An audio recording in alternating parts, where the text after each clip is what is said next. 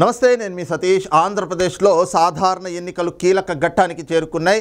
ఎన్నికలకు సంబంధించినటువంటి నోటిఫికేషన్ ఆంధ్రప్రదేశ్లో ఈ రోజు నుంచి అమల్లోకి రాగా ఇక నామినేషన్ల పర్వం అనేటువంటిది కూడా రాజకీయ సందడిని రేకెత్తిస్తున్నటువంటి పరిస్థితి కనిపిస్తూ ఉంది. ఈ క్రమంలోనే రాజకీయ పార్టీలన్నీ కూడా ఒకవైపున చూస్తే తెలుగుదేశం, జనసేన, భారతీయ జనతా పార్టీల కూటమి ఎన్నికలకి పూర్తి స్థాయిలో సమాయత్తమవుతూ ఇక నామినేషన్లు దాఖలు చేసేందుకు కూడా పూర్తిగా సిద్ధమైనటువంటి క్రమంలో వైసీపీ కూడా మేమంతా అంటూ ఉంది. అదే సమయంలో కాంగ్రెస్ పార్టీ కూడా ఆంధ్రప్రదేశ్లో ఈసారి మరింత జోష్ తోటి మేము సైతం అనేటువంటి తోటి ముందుకు వెళ్తున్నటువంటి పరిస్థితి కనిపిస్తూ ఉంది. ఇక ఏదైతే నామినేషన్లు దాఖలు చేసేటువంటి ప్రక్రియకు సంబంధించి ఈ నెల 25వ తారీఖు వరకు కూడా రాజకీయ పార్టీలు ఎవరైతే అభ్యర్థులు ఉంటారో అభ్యర్థులంతా కూడా నామినేషన్ దాఖలు చేసుకునేందుకు ఈసీ సమయం కూడా కేటాయించినటువంటి పరిస్థితి. ఇక 25వ తారీఖు తర్వాత నామినేషన్లు అనేటువంటివి పరిశీలన ఉంటుంది. ఇక 29వ తారీఖు తోటి నామినేషన్ల ఉపసంహరణకు డెడ్ లైన్ కూడా విధించినటువంటి పరిస్థితి. అదే సమయంలో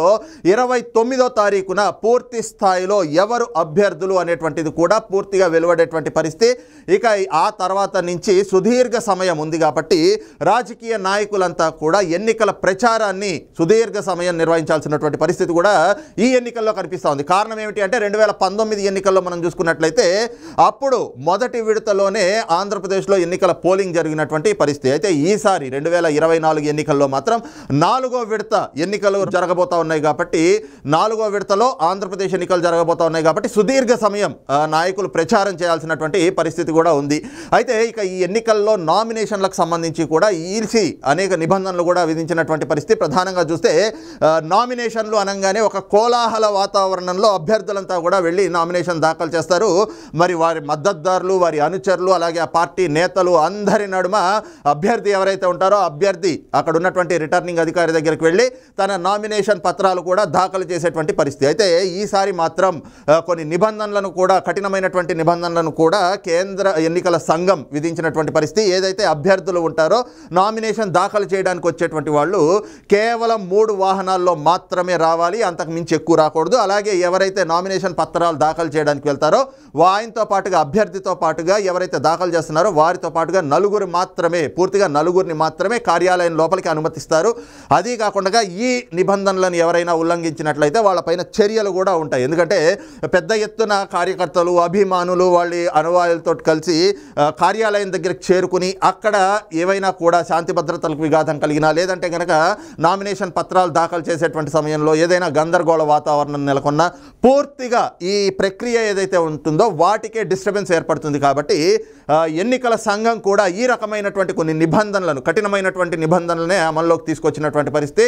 ఈ క్రమంలోనే నామినేషన్ దాఖలు చేసేటువంటి వాళ్ళు 4 సెట్ల నామినేషన్ పత్రాలు తీసుకుని ఆ 4 సెట్లని కూడా దాఖలు చేయాల్సినటువంటి పరిస్థితి అయితే ఉంటుంది. ఈ క్రమంలోనే 25వ తారీఖు వరకు ఈ ప్రక్రియ అనేటువంటిది అంటే నామినేషన్ దాఖలు చేసేటువంటి ప్రక్రియ అయితే కనుక కొనసాగుతుంది.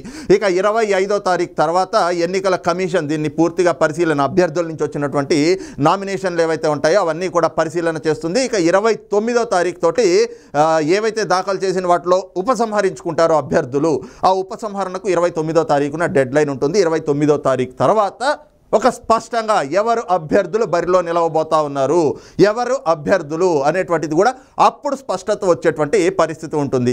కాబట్టి ఈ నామినేషన్ల ప్రక్రియ అనేటువంటిది రాజకీయ పార్టీలన్నీ కూడా ముఖ్యంగా మనం గతంలో చూసుకుంటే అనేక ఎన్నికల్లో చూసాం. నామినేషన్లు దాఖలు చేసేటప్పుడు అక్కడ ఉండేటువంటి సందడి వాతావరణం కావచ్చు, అభ్యర్థులు ఏ రకమైనటువంటి ఉత్సాహంతో వారి కార్యకర్తలు, క్యాడర్ అంతా కలుపుకుని వెళ్తారో ఆ నామినేషన్ దాఖలు చేయడానికి ఈసారి కూడా ఎన్నికల్లో అదే పరిస్థితులు. ఎందుకంటే ఈరోజు ఉదయం 11 గంటలకి ఈ నోటిఫికేషన్ అనేటువంటిది అమల్లోకి వచ్చి నామినేషన్ల ప్రక్రియ ప్రారంభమైందో రాజకీయ పార్టీల కార్యాలయాల దగ్గర, వాళ్ళ అధినేత ఇళ్ల దగ్గర హడావిడైతే కనిపిస్తూ ఉంది. ముఖ్యంగా చూస్తే కూటమికి సంబంధించి అటు తెలుగుదేశం పార్టీ అధినేత చంద్రబాబు గారు ఉండవల్లి నివాసం వద్ద కూడా కోలాహల వాతావరణం నెలకొంది. పూర్తిగా అభ్యర్థులందరికీ కూడా అక్కడ ఉండేటువంటి జోనల్ ఇన్ఛార్జీలు ఏవైతే బీ ఫార్ములు కూడా అందజేస్తున్నటువంటి పరిస్థితి. ఈ క్రమంలోనే అనేక మంది ఇప్పటికే ఎవరైతే అభ్యర్థులుగా ప్రకటించబడ్డారో వారంతా కూడా నామినేషన్లు దాఖలు చేస్తున్నటువంటి పరిస్థితి కూడా రాష్ట్రంలో అనేక నియోజకవర్గాల్లో కనిపిస్తూ ఉంది.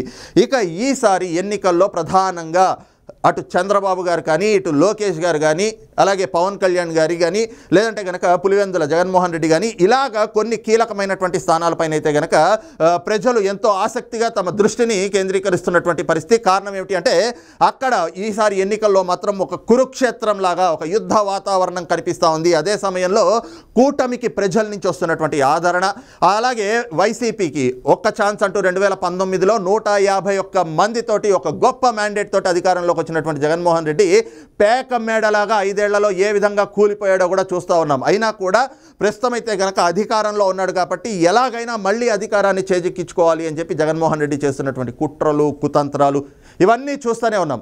ఈ క్రమంలో ఈసారి ఎన్నికలు మాత్రం ప్రజల దృష్టిని ఆకర్షిస్తున్నటువంటి పరిస్థితి. అయితే ముఖ్యంగా ఈసారి ఎన్నికలు ఏదైతే నోటిఫికేషన్ వెలువడాక నామినేషన్ల ప్రక్రియ అనేటువంటిది ఉందో ఆ నామినేషన్ల ప్రక్రియలో కొత్త ఒరవడిని అయితే గనక ఈ రోజున తెలుగుదేశం పార్టీ చూపిస్తూ ఉంది. ప్రధానంగా ఎప్పుడు అభ్యర్థులుగా ఎవరున్నా కూడా పార్టీ అధినేత అయినా కూడా చంద్రబాబు నాయుడు గారు ఆయన వెళ్ళి నామినేషన్ దాఖలు చేయడం, గత ఎన్నికల్లో చూస్తే లోకేష్ గారు వెళ్ళి నామినేషన్ దాఖలు చేయడం ఈ రకంగా చూసాం. కానీ ఈసారి మాత్రం ఒక కొత్త ఒరవడిని చూపిస్తూ ఉన్నారు. ప్రధానంగా ఏదైతే చంద్రబాబు నాయుడు గారు ఆయన నామినేషన్ని ఆయన దాఖలు చేయడం లేదు.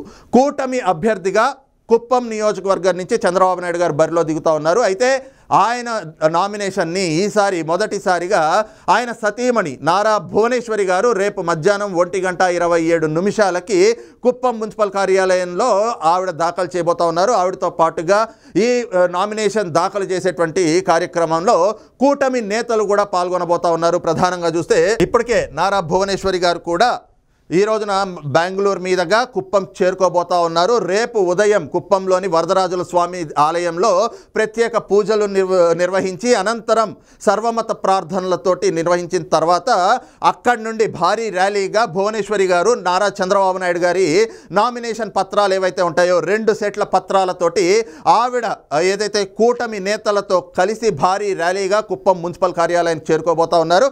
అక్కడ రిటర్నింగ్ అధికారి ఆధ్వర్యంలో చంద్రబాబు నాయుడు గారి తరఫున నామినేషన్ ఆవిడ దాఖలు చేయబోతా ఉన్నారు. ఇది ఈసారి మాత్రం కొత్త ఒరవడిగానే కనిపిస్తూ ఉంది. ఎందుకంటే ప్రతిసారి చంద్రబాబు నాయుడు గారు లేదంటే ఆయన తరఫున పార్టీ నేతలు ఎవరైనా కూడా నామినేషన్ దాఖలు చేస్తున్నటువంటి ప్రక్రియ చూసాం. కానీ ఈసారి ఏదైతే కూటమి ఉందో కూటమి ఒక స్పష్టంగా ఒక బలమైనటువంటి ఒక లక్ష్యంతో ఒక ఉద్దేశంతో ఈసారి ఈ ఎన్నికల్లో ముందుకు వెళ్తున్నటువంటి పరిస్థితి. జగన్మోహన్ రెడ్డి అరాచకాల నుంచి రాష్ట్రాన్ని, రాష్ట్ర ప్రజలని సేవ్ చేయాలి అంటే వాళ్ళని రక్షించాలి అనేటువంటి ఆలోచనతోటి ఏకమైనటువంటి ఈ కూటమి ఎన్నికల్లో ప్రతి అంశంలో కూడా కలిసి ముందుకి అడుగు వేయాలి అనేటువంటి ఒక నిర్ణయానికి వచ్చారు. అందులో భాగంగానే నామినేషన్ ప్రక్రియ కూడా కూటమిగా వెళ్ళి నామినేషన్ పత్రాలు దాఖలు చేయాలి అనేటువంటి నిర్ణయానికి వచ్చారు. అందులో భాగంగానే ప్రతి ఒక్క అభ్యర్థి కూడా కూటమి నేతలతో కలిసి కూటమిగా వెళ్ళి నామినేషన్లు అయితే దాఖలు చేయబోతా ఉన్నారు. ఈ క్రమంలోనే చంద్రబాబు నాయుడు గారికి సంబంధించి నామినేషన్ పత్రాలని ఆయన సతీమణి నారా భువనేశ్వరి గారు కూటమి నేతలతో కలిసి రేపు ఏదైతే కుప్పంలో ఆవిడ దాఖలు చేయబోతా ఉన్నారు. ఇకపోతే మంగళగిరి నియోజకవర్గంలో మాత్రం ఒక కొత్త ట్విస్ట్ అనే చెప్పుకోవాలి. ఎందుకంటే గత ఎన్నికల్లో మనం చూసుకున్నట్లయితే నారా లోకేష్ గారు ఆయన వెళ్ళి నామినేషన్ దాఖలు చేసినటువంటి పరిస్థితి.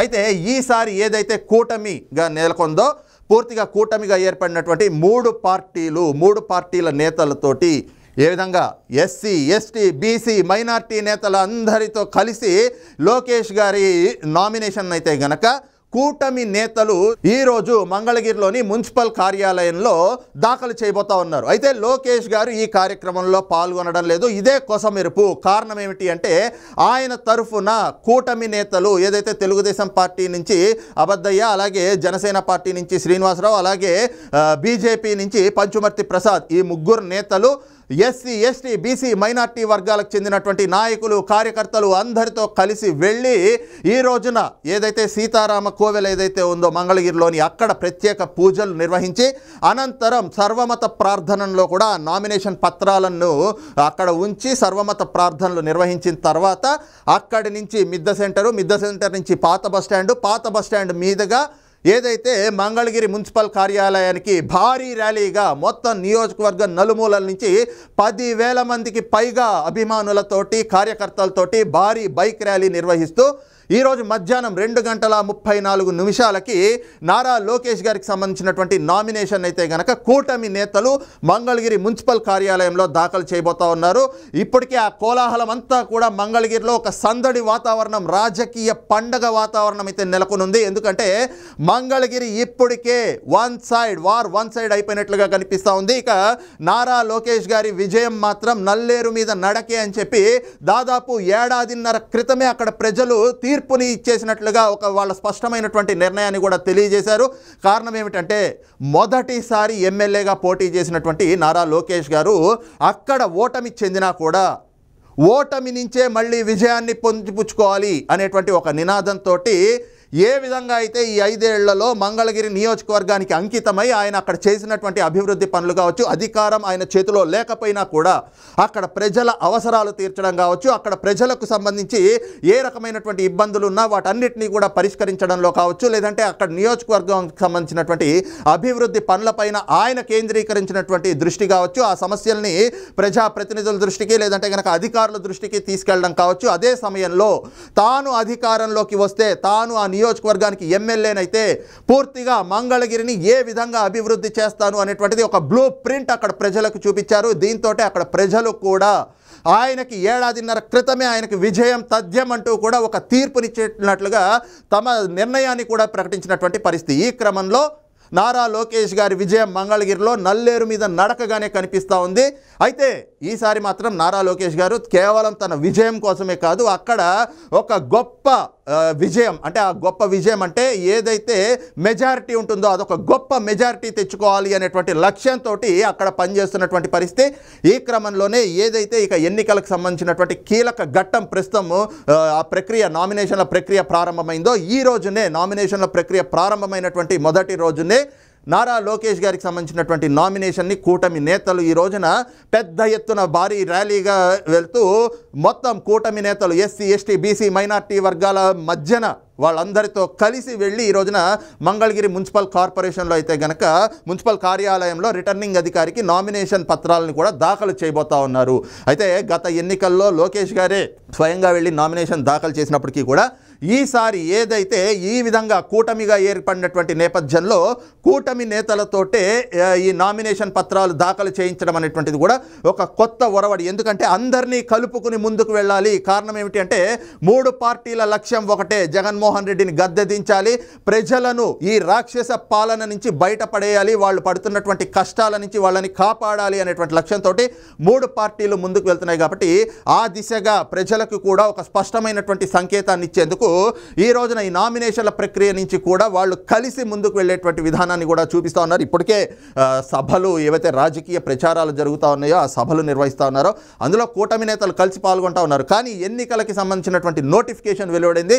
ఇక ఎన్నికల నామినేషన్ల ప్రక్రియ ఇక్కడి నుంచి ప్రచారాల పర్వం కూడా అభ్యర్థులు నామినేషన్లకు సంబంధించినటువంటి అభ్యర్థులు ప్రకటన అయిన తర్వాత పూర్తిగా ప్రచారాల పర్వం ఏదైతే ఉంటుందో ఆ ప్రచారాల పర్వంలో కూడా ఏ రకమైనటువంటి ఇబ్బంది వాతావరణం లేకుండా 3 పార్టీలు సమన్వయంతో ముందుకు వెళ్ళాలనేటువంటి లక్ష్యంతో ఇలాంటి నిర్ణయం తీసుకున్నట్లుగా కూడా కనిపిస్తూ ఉంది. ఈ క్రమంలోనే మంగళగిరి నియోజకవర్గంలో అయితే ఉదయం నుంచే రాజకీయ సందడి నెలకొంది. ఈరోజు నారా లోకేష్ గారి నామినేషన్ పత్రాలు దాఖలుకి సంబంధించి కూడా ఇప్పటికే ఒక భారీ ర్యాలీగా కూడా వాళ్ళు బయలుదేరినట్లుగాను మొత్తం మంగళగిరి అంతా కూడా ఒక సందడి వాతావరణం కనిపిస్తూ ఉంది. అయితే ఓవరాల్గా మాత్రం ఏదైతే ఎన్నికలకు సంబంధించినటువంటి కీలక ఘట్టం నోటిఫికేషన్ వెలువడి నామినేషన్ల ప్రక్రియ ప్రారంభమైందో దీంతో ఆంధ్రప్రదేశ్లో మాత్రం రాజకీయ సందడి కనిపిస్తూ ఉంది.